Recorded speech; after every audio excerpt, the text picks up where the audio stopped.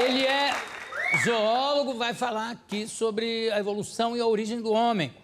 Eu vou começar com Mário César Cardoso de Pina.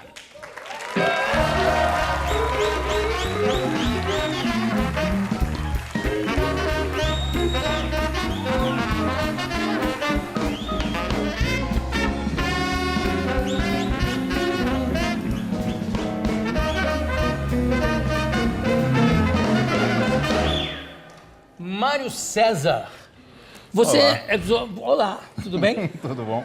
Você é zoólogo de profissão mesmo, quer dizer, você... Isso, sou formado em Biologia, com pós-graduação em Biologia Evolutiva, com especialização em Zoologia e uma carreira universitária de pesquisa e ensino. Ah, pois é. Como é que é feita essa pesquisa? Hoje em dia você continua como pesquisador? Continuo lá no Museu de Zoologia da USP. Você é vice-diretor do museu? Não, eu fui por uma época, agora eu não sou mais, tenho um mandato e acabou já há alguns anos.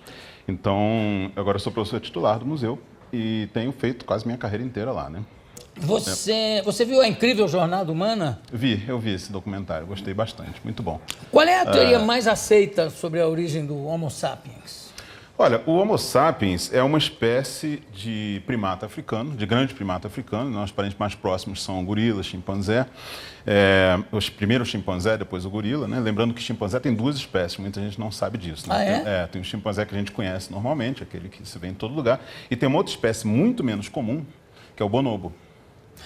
O bonobo é muito semelhante Ele é parecido com o chimpanzé, ele dá do outro lado do Rio Congo. É o chimpanzé de um lado, ele do outro. Então, e ele vive também em comunidade, Ele vive também em comunidade, só que ele é muito diferente do chimpanzé normal em comportamento. Porque o chimpanzé normal, ele até parece um pouco com a gente nesse aspecto, ele faz guerra, por exemplo, os conflitos são resolvidos com muita violência. Né? Qual deles? O chimpanzé normal, o que a gente conhece, da chita e tal, né? Aquele chimpanzé que se vê em zoológico. O bonobo é o contrário, ele resolve todas as tensões sociais por sexo.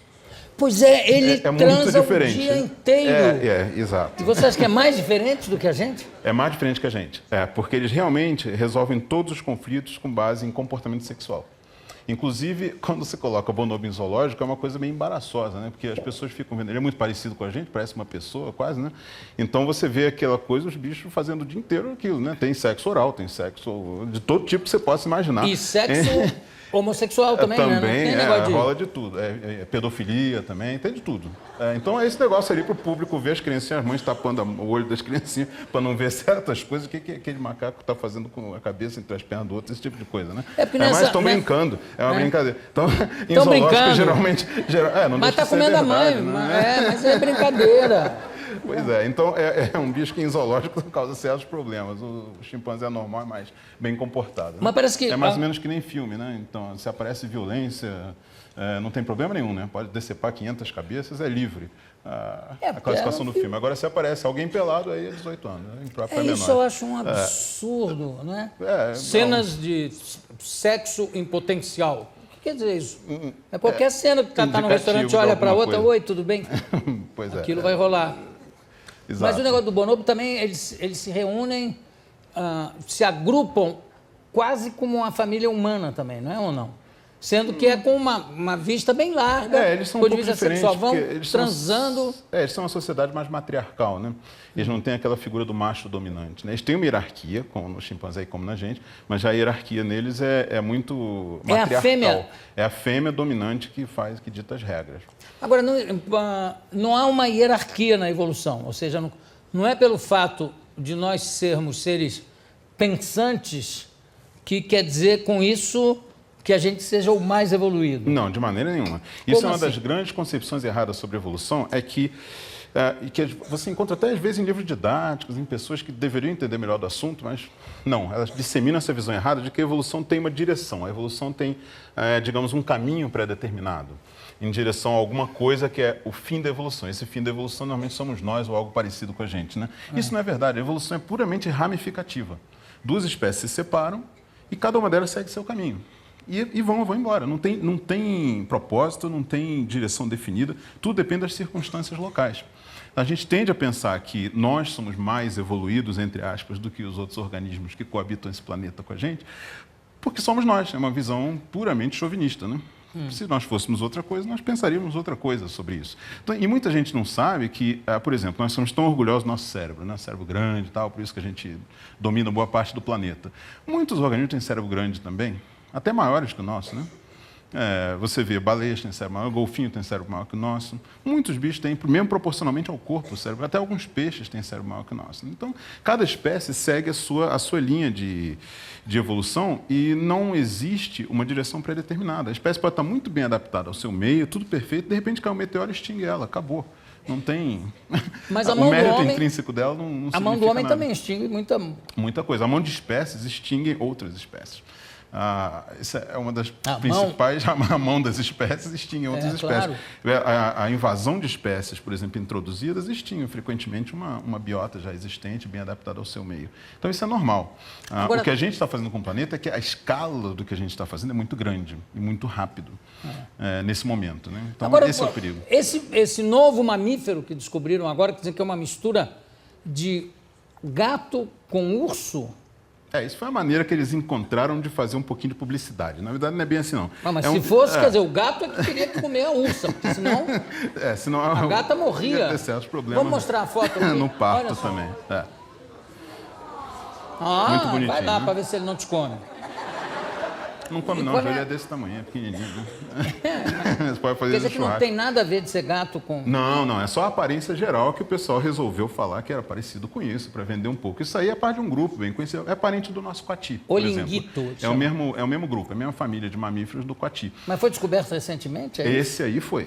Esse aí realmente é uma descoberta interessante, é uma espécie nova, existem muitas espécies novas. As pessoas não imaginam quanta espécie desconhecida tem nesse planeta ainda. Eu fico fascinado com Galápagos, que pelo fato de não ter predadores, tem bichos Galápagos tem muito bicho que só existe lá.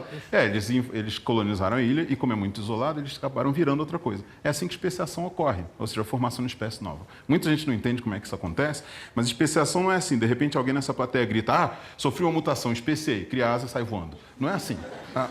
Mas era bom.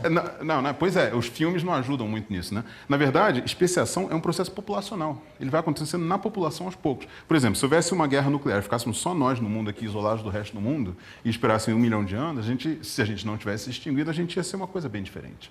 Entendeu? Então, é aos poucos que vai acontecendo dentro da população. Não é uma coisa repentina. Existe uma lenda, não sei se é lenda ou se é real, por exemplo, um cachorro, se você cortar o rabo dele durante gerações, chega uma hora que ele nasce sem rabo. Não. Não, né? Não acontecerá. Não. Mas há o cruzamento entre cães diferentes, quer dizer, de origem diferente. As várias raças de cachorro que a gente vê, elas são todas a mesma espécie. Mas elas são muito diferentes. Se você olhar a morfologia delas, elas são mais diferentes do que muitas outras espécies de canídeos selvagens. Como é que elas não são outras espécies? Pelo seguinte, porque essas espécies, essas raças de cachorro, elas foram selecionadas pela gente. Então a gente mudou as coisas que a gente acha importante. Para cachorro, a aparência não é importante, é o cheiro que é importante. Para eles todos se reconhecem como a mesma espécie. O cheiro, o olfato, por exemplo, sempre pelo cheiro. Um cachorro é capaz de reconhecer o seu cheiro e o cheiro de todos os cachorros que estão em volta na vizinhança só pelo xixi que ele faz no poste. O negócio de marcar o território. Deve ser uma coisa incrível, né? É engraçado imaginar um sentido que nós não temos nada, né? Não há o olfato para nós é uma assim. coisa muito michuruca, né?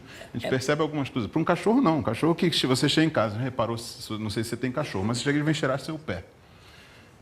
Por que ele está interessado naquilo? Porque ao cheirar seu pé, ele sabe onde você foi, com quem você andou, se você encontrou outro cachorro ou não, ele sabe tudo. É como se fosse uma TV de plasma na frente dele, dizendo tudo que você fez durante o dia. Seu cineminha está ali. Ele sabe tudo que você fez. Só pelo cheiro ele distingue isso tudo. Mas se for um cachorro traíra, você está frito, né? Mas felizmente eles não têm capacidade de comunicação verbal, então tudo bem, né? Você está seguro. Agora, para nós o que é importante é visual, né? Nós somos bichos visuais, como a maioria dos primatas, aliás. Então, mudar o aspecto do cachorro não significa muita coisa para eles. Agora, me explica uma coisa, Mário. Eu vi um documentário, até pedi para mostrar um trecho aqui, falando do caranguejo ferradura, que é um bicho mais ou menos desse tamanho. Vamos mostrar, por favor, ali eles... Tem aí, Vinem.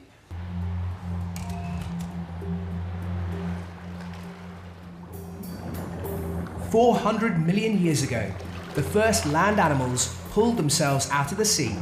400 milhões de anos. Olha lá. They were the ancestors of the arthropods who dominate our planet today.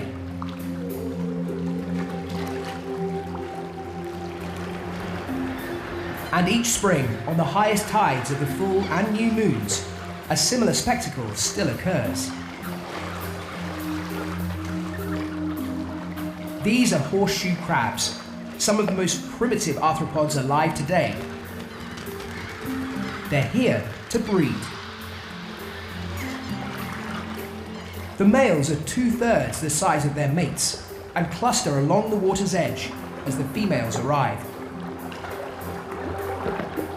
Clinging to the female's shell, he's pulled up the beach, fertilizing her eggs as she lays.